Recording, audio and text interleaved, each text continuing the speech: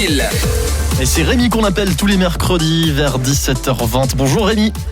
Bonjour Simon, bonjour tout le monde. On parle de cinéma le mercredi et aujourd'hui on va s'intéresser au FIF, le Festival international du film de Fribourg qui débute vendredi soir. Mais tout d'abord on commence par le nouveau film de Jean-Jacques Hano.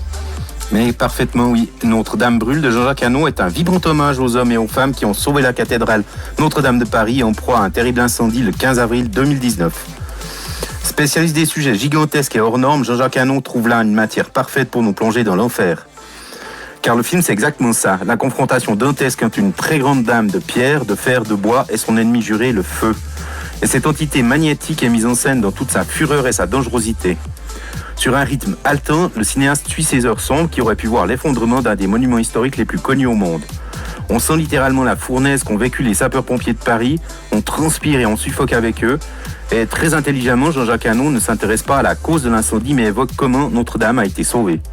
À part quelques petites fautes de goût un peu trop sentimentales, Notre-Dame brûle est un monument impressionnant dans sa forme et palpitant dans son fond. Très fort.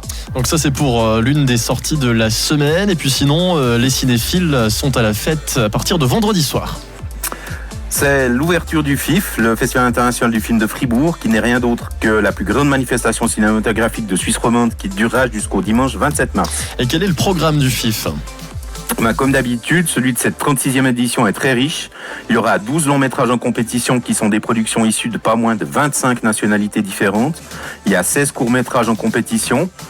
La section cinéma de genre s'intitule Après l'Apocalypse. Elle comporte 13 films dont les chefs-d'œuvre Soleil Vert de Richard Fleischer, Malville de Christian de Salonge et Stalker d'Andrei Konchalovsky. La nuit du 26 au 27, on pourra même voir l'intégralité des 4 films Mad Max pendant toute la nuit jusqu'à 8h du matin. L'immense comédien Pierre Richard propose une carte comportant 5 films de son choix qu'il le raconte en toute discrétion. Le chanteur qui monte, Dion Steers, a choisi 6 films pour évoquer l'Albanie et le Kosovo et en plus il donnera un concert intimiste piano-voix. On pourra assister à un hommage au cinéma afghan avec 6 films. L'Angola sera à l'honneur avec 11 films dans la section Nouveau Territoire. Et il y a une section décryptage nommée Contexte Culture. Le FIF a demandé à 90 comiques suisses de citer un film que l'on ne pourrait plus produire en 2022. 39 n'ont jamais répondu, 21 ont catégoriquement refusé de participer, lassés par les débats sur peut-on rire de tout ou défendant le mouvement de la cancel culture cher au nouveau féminisme et à l'écologisme bourbo-urbain. 30 ont joué le jeu et grâce à eux on pourra avoir sur grand écran 2 films des Monty Python, La vie de Brian, Le sens de la vie, 2 films de Bertrand Blier dont L'hallucinant Calmos, le mythique C'est arrivé près de chez vous qui avait fait connaître Benoît Poelvoorde ou le légendaire La grande bouffe de Marco Ferreri.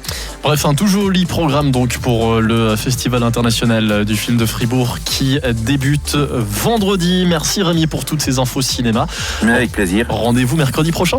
Ah bien, c'est clair, bien sûr. Bonne fin de journée. Bonne fin de journée à vous. Au revoir.